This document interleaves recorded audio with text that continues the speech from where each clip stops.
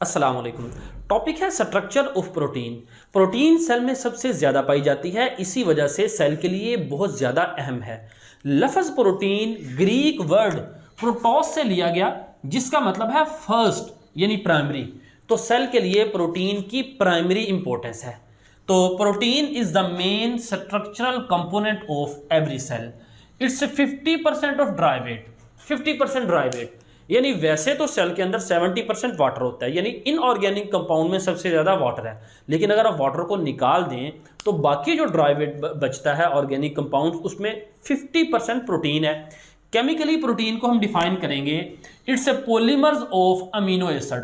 पोली का मतलब है मल्टीपल, मर्स का मतलब है यूनिट, यानी प्रोटीन के अंदर बहुत सारे अमीनो एसिड मिलकर प्रोटीन बनाते हैं। यहाँ पे ये जो आपको स्ट्रक्चर नजर आ रहा है, इसमें ये जो कलरफुल डॉट्स हैं, ये मुख्तलिफ किस्म के अमीनो एसिड हैं जो पेप्टाइड बॉन्ड के जरिए आपस में जुड़े हैं लंबी चेन के अंदर, और इन्होंने एक प्रोटीन बनाई है। तो सबसे पहले फिर हम समझ लेते हैं अमीनो एसिड क्या है। यह प्रोटीन का एक यूनिट है। अब देखें यहाँ पे ये अमीनो एसिड का स्ट्रक्चरल फार्मूला नजर आ रहा है। आप देख सकते हैं दरमियान में ये अल्फा कार्बन है, इसी अल्फा कार्बन के साथ COOH कार्बोक्सिल ग्रुप अटैच है, इसी अल्फा कार्बन के साथ NH2 अमीनो ग्रुप अटैच है, और इसी अल्फा कार्बन के साथ हाइड्रोजन, और इसी अल्फा कार्बन के साथ ये R ग्रुप अटैच है। देखें किसी भी अमीनो एसिड के अंदर ये जो अल्फा कार्बन है, कार्बोक्सिल ग्रुप है, हाइड्रोजन है और अमीनो ग्रुप है, यानी ये चारों किसी भी अमीनो एसिड के अंदर लाजमी मौजूद होंगे। तो अमीनो एसिड में फर्क कहाँ पे आता है? फर्क कहाँ आता है? इस वेरिएबल पे।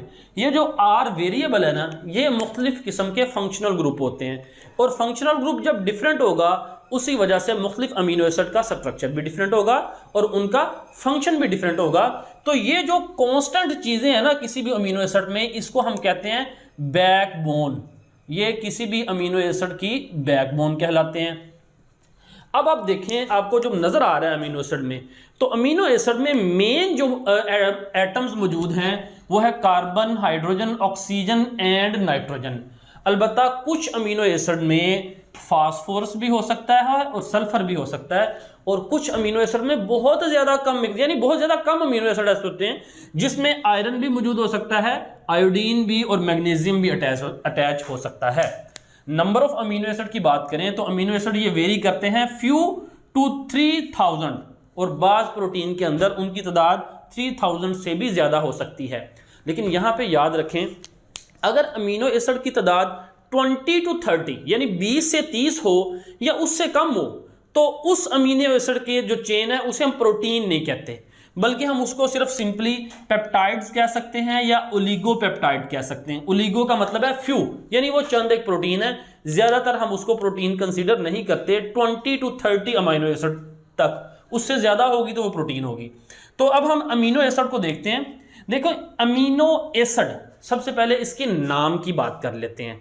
तो यहाँ पे आप देखें, ये दरमियान में जो अल्फा कार्बन है, याद रखें ये जो अल्फा कार्बन है उस कार्बन को कहते हैं जिसके साथ फंक्शनल ग्रुप डायरेक्ट अटैच हो। इसके साथ देखें फंक्शनल ग्रुप डायरेक्ट अटैच है। अब इस अल्फा कार्बन के एक तरफ ये अमीनो ग्रुप है NH2, और दूसरी तरफ ये कार्बोक्सिल ग्रुप है, और कार्बोक्सिल ग्रुप इस हाइड्रोजन की प्रेजेंस की वजह से एसिडिक होता है, ये एसिडिक है। तो अमीनो ग्रुप की वजह से अमीनो, और इस कार्बोक्सिल यानी एसिडिक ग्रुप की वजह से हम इसको एसिडिक कहते हैं। तो यहां से इसका नाम लिया गया है अमीनो एसिड।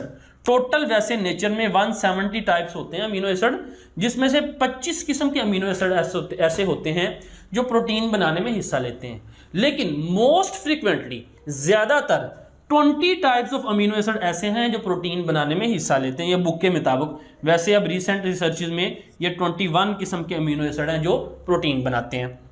अब ये सारा मैंने बताया कि उसमें अल्फा कार्बन होता है, amino group, carboxyl group, hydrogen और R ग्रुप, और ये सारे के सारे ये जो 4 के 4 ग्रुप हैं ये अल्फा कार्बन के साथ अटैच हैं। और फ़र्क कहाँ पे आता है? R की वजह से, अल्काइल रेडिकल की वजह से अमीनो एसिड में फ़र्क आता है। अब देखिए ये जो R ग्रुप है ये मुख्तलिफ अमीनो एसिड में वेरी कर सकता है। मिसाल के तौर पर यहाँ पे जो ब्लैक कलर में आपको अमीनो एसिड नज़र आ रहा है, इसमें देखिए R ग्रुप की जगह क्या अटैच है? हाइड्रोजन। जबकि सिर्फ रेड कलर, इस ये अमीनो एसिड का नाम है ग्लाइसिन। जबकि ये रेड कलर में जो आपको अमीनो एसिड नजर आ रहा है, इसमें ये स्ट्रक्चरल फार्मूला ओपन करके मैंने लिखा हुआ है, जैसा कि यहाँ पे NH2 है तो N के साथ ये H और ये दूसरा H का COOH है तो ये COOH। अब इस एलिनिन के अंदर इस R ग्रुप की जगह क्या अटैच है, CH3, यानी ये मिथाइल ग्रुप अटैच है। तो अब अगला सवाल ये है कि अमीनो एसिड आपस में जुड़ते कैसे हैं। लंबी चेन में हमने कहा कि अमीनो एसिड जुड़ते हैं, दो अमीनो एसिड आपस में जुड़ते कैसे हैं।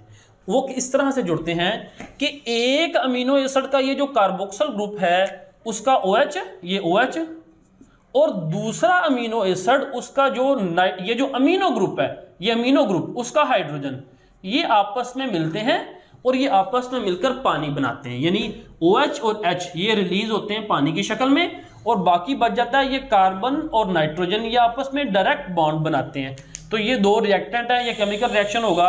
तो यहाँ पे आप देखें ये OH और H पानी की शक्ल में ये रिलीज हो गए। ये मैंने आगे ये रिएक्शन इस तरह हो रहा है, ये कंपाउंड ये आगे बनेगा, लेकिन मैंने यहाँ पे लिख दिया है ये पानी की शक्ल में रिलीज हो गए। जब ये रिलीज हुए तो इस कार्बन ने इस नाइट्रोजन, ये कार्बन नाइट्रोजन ने क्या कर, यानी कार्बोक्सिल ग्रुप का कार्बन और अमीनो ग्रुप का नाइट्रोजन, उन्होंने डायरेक्ट बॉन्ड बनाया। तो इसको हम कहते हैं पेप्टाइड बॉन्ड। यानी यहाँ पे आपको ये जो ब्राउन कलर में नजर आ रहा है ये पेप्टाइड बॉन्ड, ये जो आपको ये वाला ये मैं रिप्रेजेंट कर देता हूँ, ये डॉटेड लाइंस के अंदर आपको जो नजर आ रहा है ये होगा पेप्टाइड बॉन्ड। तो पेप्टाइड बॉन्ड की डेफिनेशन क्या होगी, इसकी डेफिनेशन होगी the bond formed between carbon of carboxyl group of one amino acid and nitrogen of amino group of other amino acid is called peptide bond. तो इसके जरिए देखें दो अमीनो एसिड आपस में जुड़े हैं, तो ये जो दो अमीनो एसिड ये ग्लाइसिन और एलिनिन जुड़े हैं, इसे हम कहेंगे ग्लाइसिल एलिनिन। ये एक डाई पेप्टाइड है, दो अमीनो एसिड एक पेप्टाइड बॉन्ड, तो इसे हम कहेंगे डाइपेप्टाइड। अब देखें इधर वाला जो अमीनो एसिड है इसका ये कार्बोक्सिल टर्मिनल, ये यानी सॉरी कार्बोक्सिल ग्रुप जिसको हम C टर्मिनल भी कहते हैं, और इधर वाला जो अमीनो एसिड है इसका अमीनो ग्रुप जिसको हम N टर्मिनल भी कहते हैं, ये दोनों फ्री हैं। यानी जब ये आपस में डाइपेप्टाइड बन गया ना तो अमीनो ग्रुप को हम N टर्मिनल भी कह सकते हैं और कार्बोक्सिल ग्रुप को C टर्मिनल भी कह सकते हैं। तो इस C टर्मिनल के साथ एक और अमीनो एसिड आके जुड़ सकता है, उसका अमीनो ग्रुप जो सा है वो दोबारा इसी तरह इस OH के साथ और उसका हाइड्रोजन पानी बनाएंगे और इसी तरह ट्राइपेप्टाइड बन जाएगा, टेट्रापेप्टाइड। याद रहे कि ये जो डाइपेप्टाइड है इसमें अमीनो एसिड तो दो हैं लेकिन पेप्टाइड बॉन्ड एक है। तो अब इसका फार्मूला ये बनेगा पेप्टाइड का N-1, यानी जितने अमीनो एसिड होंगे ना उसमें से एक अमीनो एसिड को रिमूव कर दें तो उतने पेप्टाइड बॉन्ड होंगे। मसलन अगर एक पेंटापेप्टाइड है ना तो पेंटापेप्टाइड का हरगिज ये मतलब नहीं है कि उसके अंदर 5 पेप्टाइड बॉन्ड है। पेंटापेप्टाइड से मुराद है उस पर 5 अमीनो एसिड हैं और 5-1 यानी 4 पेप्टाइड बॉन्ड होंगे उसमें। अब ये पेप्टाइड बॉन्ड बनते कहाँ पे हैं, ये जो राइबोसोम है ना, राइबोसोम के अंदर इनकी कंडेंसेशन होती है। ये जो दो अमीनो एसिड आपस में पानी के रिमूवल से जुड़ रहे हैं ना, बॉन्ड बन रहा है पेप्टाइड बॉन्ड, इसे हम कहते हैं कंडेंसेशन। ये कहाँ पे होता है, राइबोसोम। राइबोसोम के अंदर अमीनो एसिड की कंडेंसेशन होती है, किसकी हदायत की रोशनी में, ये मैसेंजर आरएनए की हदायत की रोशनी में। और मैसेंजर आरएनए कहाँ से हदायत लेके आता है, ये डीएनए के ऊपर मौजूद जीन से हदायत लेके आता है और जिसकी रोशनी में ये जो राइबो अमीनो एसिड्स हैं ये आपस में कंडेंस होते हैं और इस प्रोसेस को हम कहते हैं ट्रांसलेशन। यानी मैसेंजर आरएनए से प्रोटीन का बनने के अमल को हम कहते हैं ट्रांसलेशन। तो ये डाइपेप्टाइड, डाई से ट्राइपेप्टाइड, टेट्रापेप्टाइड और बहुत सारे अमीनो एसिड मिलकर पॉलीपेप्टाइड चेन बनाते हैं। देखें ये पेप्टाइड बॉन्ड या डाइपेप्टाइड ये मैंने एक्सप्लेन कर दिया है। अमीनो एसिड जोन से हैं ये पॉलीपेप्टाइड बनाते हैं और उससे प्रोटीन बनती है। अमीनो, अब ये किस तरह बनता है कि amino group of one amino acid react with the carboxyl group of another amino acid.